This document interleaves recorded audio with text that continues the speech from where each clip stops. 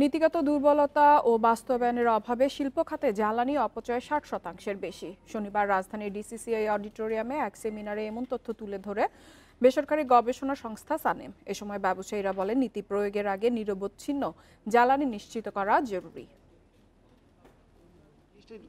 দেশের শিল্প খাতে জ্বালানির নিরাপত্তা ও সক্ষমতা নিয়ে বেসরকারি গবেষণা সংস্থা সানেমের সাথে যৌথ সেমিনারের আয়োজন করে ঢাকা চেম্বার।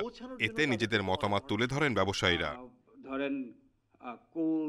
অনুষ্ঠানে ব্যবসায়ীরা বলেন, শিল্প খাতে জ্বালানি খরচ বেশি, আমলাতান্ত্রিক জটিলতায় নানা হয়রানিতে পড়তে হয় সংযোগ নিতে।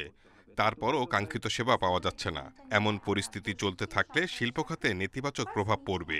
তাই নবায়নযোগ্য জ্বালানির ওপর জোর দেওয়ার তাগিদ দেন বক্তারা। আমার এনার্জি বাইং অ্যান্ড সেলিং যদি এখন আমার ন্যাশনাল গ্রিডের থেকে প্রাইসটা বেড়ে যায়, তাহলে কিন্তু আমার কোনো লাভ হচ্ছে না। I am not competitive. আমাদের অ্যাকচুয়ালি সহ্য করতে করতে দেওয়ালে পিঠ ঠেকে গেছে, আর কিন্তু আর পিছনে যাওয়ার সুযোগ নেই বলেই এটাকে আপনারা কনস্ট্রাকটিভলি দেখবেন, কারণ আমাদের এই প্রত্যেকটা সেক্টরের these are genuine problems. But আমাদের বিভিন্ন বক্তারা যেভাবে বললেন, very low hanging fruits and issue কিন্তু অ্যাড্রেসেবল। গবেষকরা বলছেন, দক্ষতার অভাবে অপচয় হচ্ছে জ্বালানি, যার প্রভাব পড়ছে দেশের অর্থনীতিতে। টেকসই সুফল পেতে সংশ্লিষ্টদের নিয়ে খাতভিত্তিক পরিকল্পনার তাগিদ দেন তারা। বিশেষ করে জ্বালানি খাতে আলাদা নিরীক্ষার পরামর্শ তাদের। ফাইনালি পলিসি এরিয়াতে যে জায়গাটা খুব গুরুত্বপূর্ণ সেটা হচ্ছে এনফোর্সমেন্ট অ্যান্ড কমিউনিকেশন। আমরা যে এতগুলো কথা বললাম এবং সেই জিনিসগুলোকে আসলে এনফোর্সমেন্টের জায়গাটা শক্তিশালী করতে হবে, যেটা বাংলাদেশে আনফর্চুনেটলি বেশিরভাগ ক্ষেত্রেই খুব দুর্বল।